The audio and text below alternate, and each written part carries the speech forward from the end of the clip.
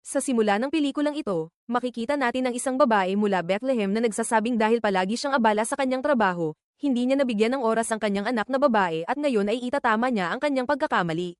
Pagkatapos ng eksena, ipinakita sa atin ang isang kakaibang VN kung saan maraming boses ng tao ang naririnig, ngunit walang nakakaalam kung ano ang lahat ng ito. Gayunpaman, ngayon ay ipinakita sa atin sina Heidi at ang kanyang kasamahan, ang mga taong ito ay nagtatrabaho para sa isang kumpanyang tinatawag na Wonderland at may screen sa harap nila kung saan nakikita nila si Bilay. At si Bilay ay nasa isang paliparan sa oras na ito.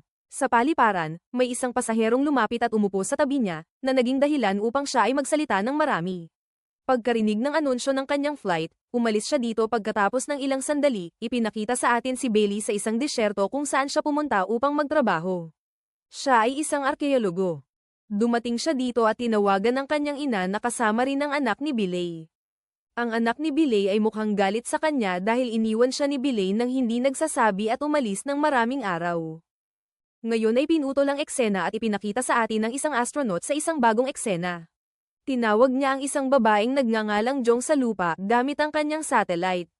Siya ang kanyang kasintahan, mahal na mahal niya ito at inaalagaan ng husto. Ginayang pa niya ito habang nakaupo ng malayo, inaalagaan ang kanyang gamot at bawat maliit na bagay, ipinaalala niya sa kanya ang mga bagay na ito. Hindi lang ang batang ito, kundi si Jong-in ay mahal din siya ng husto. Siya ay isang air hostess, sa ganitong paraan, nakilala niya ang maraming tao na nag-propose sa kanya, ngunit hindi niya tinanggap ang proposal ng sinuman. Matagal na siyang naghihintay na bumalik ang kanyang kasintahan sa lupa. Nagbago ang eksena dito at nakita natin ang astronaut na iyon sa ospital. Nalaman namin na dahil sa isang aksidente, ang astronaut na ito ay nagkaroon ng coma. Ang pinakamalaking katotohanan dito ay naihayag na si Jong-in, na kinakausap niya, ay hindi talaga ang kanyang tunay na kasintahan. Siya ay isang AI na bersyon ng kanyang kasintahan, kaya ngayon ang twist sa kwento ay may isang kumpanyang tinatawag na Wonderland sa pelikulang ito na ang empleyado ay si Heidi at nakilala na natin siya. Pareho silang gumagawa ng mga AI na bersyon ng mga taong patay na o nasa coma upang ang kanilang pamilya ay makaramdam ng kaunting ginhawa sa pakikipag-usap sa kanila. Pagkatapos, ang mga tao ay nakikipag-usap sa mga AI na variant na ito sa video call na parang sila ay talagang buhay. At maraming tao ang hindi alam ito, si Jong-gyun, na sobrang namimiss ang kanyang kasintahan, ay hindi matiis ang sakit ng pagpunta sa coma. Hindi siya mabubuhay nang wala siya, kaya ginawa niya ang AI na bersyon ng kanyang kasintahan mula kay Heidi. Ang AI na variant na ito ay natagpuan sa mga ugali at gawi mula sa tunay na tao. Dahil bago gawin ang AI na variant, karamihan sa mga tao mismo ang nakakakuha ng AI na variant na ito upang ito ay maging eksaktong katulad niya. Ngunit dahil ang astronaut ay nagkaroon ng coma, si Jong-in ay gumawa ng kanyang sariling profile sa pelikula. Sa tuwing kinakausap niya ang AI na variant ng astronaut, nakikita siya sa satellite. Gayunpaman, sa Wonderland, nakikita natin sina Heidi at ang kanyang kasamahan na nagdidisenyo ng bagong karakter. Ang utos na gawin ito ay ibinigay ng kanyang lola. Pagkatapos gawin ng karakter na ito, binigyan din nila ang matandang babae ng demo ng karakter na ito. Sa demo, ang AI na karakter na ito ay nakikipag-usap sa matandang babae na parang siya talaga ang kanyang apo. Nakita ito, siya ay umiyak. Dito, sinabi ni Heidi sa matandang babae na maaari kang bumili ng anumang gusto mo para sa iyong mga mahal sa buhay sa Wonderland. Tulad ng mga damit, kotse, mga bagay. Narinig ito, bumili rin si Lola ng ilang damit para sa bagong AI na karakter na ito. Pagkatapos makalaya dito, si Heidi at ang kanyang kasamahan ay nagpunta para sa tanghalian.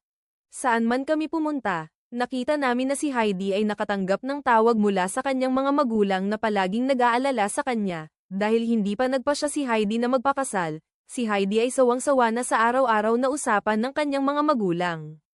Apektado rin ito sa kanyang trabaho.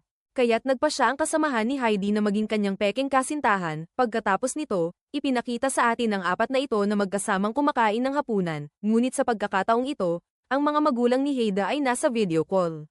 Pinutol ang eksena at ipinakita sa atin si Jong-gyun na nakatanggap ng magandang balita mula sa ospital na ang kanyang kasintahan ay nagkamalay na. Lumabas na siya sa coma. Nang magkamalay siya, hindi mapigilan ang kaligayahan ni Jong-gyun. Ngayon hindi na niya kailangan ang AI na bersyon ng kanyang kasintahan, kaya pinatay din niya ang kanyang AI na variant. Dinala siya ni Jong-gyun sa kanyang bahay at dahan-dahan, gumaling ng husto ang kanyang kasintahan. Bumabalik na siya sa kanyang dating routine. Dito sa kabilang banda, nakilala ni Heidi ang matandang babae na gumawa ng AI na variant ng kanyang apo. Ang kanyang lola ay ngayon ay may dalawang trabaho dahil ang AI na variant ng kanyang apo ay humihingi ng sobra sa kanya. Naisip ni Heidi na baka may problema sa kanyang sistema, ngunit sinabi ng kanyang lola na ang tunay na apo niya ay ganito rin. Kaya't ang kanyang AI na variant ay humihingi rin ng pareho sa kanya. Ang mga eksena ay lumipat mula dito kay Bilay na nakikipag-usap sa kanyang ina. Sa oras na ito, tinanong niya ang kanyang ina, gusto mo ba itong scarf? Ngunit sinabi ng kanyang ina na hindi, ayaw ko ng kahit ano mula sa iyo. Parang galit siya kay Bilay. Pagkatapos nito, ipinakita sa atin na ang ina ni Bilay ay tinatapos ang serbisyo ng Wonderland. Iyon ay isang malaking katotohanan na naihayag na sa simula ng kwento. Ang Bilay na nakita natin at ang Bilay na kinakausap ng kanyang anak at ina ay isa ring AI na variant ni Bailey, dahil sa katotohanan, patay na si Bilay. At dito, isang katotohanan ang naihayag sa atin na ang pag-amin na narinig natin sa simula ng pelikula ay kay Bailey mismo. Si Bilay mismo ang kumuha ng subscription ng Wonderland upang kahit na pagkatapos ng kanyang kamatayan, hindi niya maramdaman ng kanyang anak ang pagkawala ng kanyang ina. Ngayon ang mga eksena ay lumipat sa virtual na mundo ng Wonderland kung saan ipinapakita si Bilay. Sa likod ni Bilay ay ang parehong tao na nakita natin kasama ni Bilay sa paliparan. Dito, ibinahagi ni Bilay ang kanyang problema sa batang iyon na hindi sinasagot ng kanyang ina ang kanyang mga tawag sa nakalipas na ilang araw. Sinabi niya sa batang lalaki, sa tingin ko hindi ito totoo. Sa kanilang pag-uusap, may tumawag sa batang lalaki na nakaupo sa harap ni Bilay at umalis ang batang lalaki. Mula dito, nakita natin na ang batang lalaki ay tinawag ni Harry, iyon din, sa tunay na mundo. Ganito namin nalaman na ang batang ito ay buhay pa, at kahit buhay, ang mga tao ay ginawang mga AI na variant ng Wonderland. Ang batang ito mismo ay may sariling AI na variant upang makapasok siya sa Wonderland. Dahil mahal na mahal niya si Bilay, gusto niyang mabuhay kasama siya, at ito lang ang paraan na mayroon siya upang mabuhay kasama si Bilay, na naging posible sa pamamagitan ng pagpunta sa Wonderland. Dito, sa kabilang banda, naramdaman ni Jonghyun na pagkatapos bumalik mula sa coma, ang kanyang kasintahan ay nagsimulang kumilos ng napakaiba.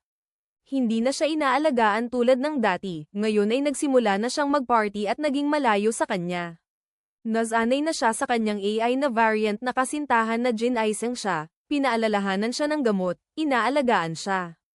Pagod na sa lahat ng ito, muling inactivate niya ang kanyang AI na variant. Dito, sa kabilang banda, nakita natin na ang telepono ni Bilay ay sinagot ng kanyang anak. Nakipag-usap si Bilay sa kanyang anak at sinabi sa kanya na uuwi na siya, pagkatapos ng ilang araw. Narinig ito, dumating dito ang kanyang lola at kinuha ang telepono mula sa kamay ng bata at pinutol ang tawag ni Bilay, ayaw niyang mabuhay ang kanyang anak sa maling pag-asa. Alam niya na hindi na makakabalik dito si Bilay, kaya't nagpa siya siyang dalhin ang kanyang anak sa kanilang bayan upang siya ay maging abala sa kanyang mga pinsan at mas madali para sa kanya na tawagan ang kanyang ina. Narinig ito ni Bilay sa virtual na mundo, at nang marinig niya ito, nasunog ang kanyang virtual na mundo. Sa galit, ipinakita sa atin ang AI na variant ng batang iyon na ginawa ng kanyang lola. Sinabihan siya na ang kanyang subscription ay magtatapos na, siya ay mabubura na sa AI na mundo dahil wala na ang kanyang lola na para sa kanya siya ginawa. Sa kabilang banda, nalaman din ng kasintahan ni Jong-in na nawalan na ng interes si Jong-in sa kanya at nagsimulang makipag-usap sa kanyang AI na variant. Sa kabilang banda, ipinakita ulit sa atin si Bilay. Tinawagan siya ng anak ni Bailey mula sa paliparan at sinubukang makipag-usap sa kanya. Bago pa siya makapagsalita, kinuha ng kanyang lola ang telepono at sa kanyang galit, tumakbo siya palayo sa kanyang lola at nawala sa paliparan. Alam na ito ni Bilay, gusto niyang hanapin ang kanyang anak sa anumang paraan, kaya ngayon kinuha niya ang kanyang kotse sa paligid ng mundo ng Wonderland. At nalaman namin na si Bilay ay isang karakter ng Wonderland na hindi alam ang kanyang katotohanan. Iniisip niya na siya ay isang tunay na tao, kaya gusto niyang pumunta sa paliparan upang hanapin ang kanyang anak. At ito ang dahilan kung bakit siya naging isang AI na wala ng kontrol ang mga tao.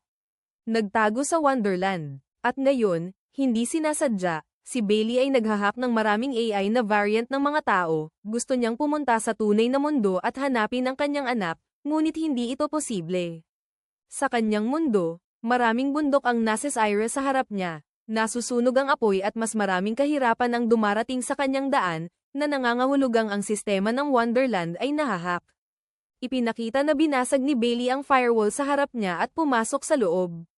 Ibig sabihin, pumasok siya sa operating system ng Wonderland, at sa puntong ito, alam ni Bailey na siya ay isang AI program lamang. Samantalang sa tunay na mundo, nakita natin na sina Hyde at ang kanyang grupo ay sinusubukang i-reset ang buong sistema. Dahil kung hindi na-reset ang sistema, si Bailey ay magdudulot ng malaking pinsala sa sistema. Sa pag-reset ng sistema, biglang nakita ni Hyde si Bailey sa screen, pakiramdam ni Hyde na may gustong sabihin si Bailey sa kanya. Kaya't sandali niyang ibinigay ang buong sistema kay Bailey. Pagkakuha ng access sa sistema, nakarating si Bailey sa parehong paliparan sa virtual na mundo kung saan nawala ang kanyang anak sa pamamagitan ng pag-hack sa mga telepono ng lahat ng tao sa paliparan. Matagumpay niyang natagpuan ang kanyang anak sa pamamagitan ni Jung, ang kanyang kasintahan. Pagkatapos mahanap ang kanyang anak, tumigil si Bailey sa pakikialam sa sistema at dahil alam na niya na siya ay isang AI na variant. Kaya ngayon gusto niyang sabihin ang buong katotohanan sa kanyang anak. Sinabi niya sa kanyang anak na siya ay isang AI system lamang, hindi siya isang tunay na tao, at hindi siya kailanman makakapunta sa bahay ng kanyang anak. Ang kanyang anak ay napakatalino, naiintindihan niya ang sinasabi niya at sinabi niya, kung hindi ka makakapunta dito, maaari naman akong makipag-ugnayan sa iyo sa virtual na mundo na ito. Kahit papaano, sa paraan ng pakikipag-usap mo sa akin ngayon, maaari mo akong kausapin palagi, di ba? Para dito, kasama ang artipisyal na Bailey, pumayag din ang lola ng bata. Sinubukan din niyang patayin ang sistema ni Bailey dati. Pagkatapos ng eksenang ito, gusto naming ipakita na sa opisina ng Wonderland, matagumpay na na-reset ni Harry ang buong sistema ng Wonderland. Dahil dito, na-reset din si Bailey, at sa virtual na mundo na ito, nagsimula ang kanyang buhay mula doon. Nagsimula ito mula sa parehong paliparan kung saan natin siya nakita sa simula ng pelikula. Hindi na naalala ni Bailey ang anumang luma, sa pagkakataong ito, nakilala niya ang parehong pasahero sa paliparan. At dito nalaman namin na ang pasaherong ito ay naaalala ang lahat ng luma. Ibig sabihin, hindi siya na-reset at siya ay wala pa rin sa sistema ng kontrol ni Harry. Sa kabilang banda, ngayon ay ipinakita sa atin si Jong-in at ang kanyang kasintahan. Kung saan ang kanyang kasintahan ay napakalungkot, biglang dumating si Jong-in mula sa likod at niyakap siya. Dahil ngayon alam na niya na si Jong-in ay isang buhay na tao, hindi isang AI na gagawin ang lahat ayon sa kanya. Kailangan niyang tanggapin ang kanyang kasintahan sa parehong paraan, at kailangan niyang magsimula muli, na pagtanto rin ng astronaut ang lahat ng kanyang pagkakamali. Sinimulan din niya ang bagong buhay na ito sa mabuting paraan, at sa huli, binura ni Jong-in ang kanyang AI na variant kung saan nagtatapos ang kwento ng pelikula.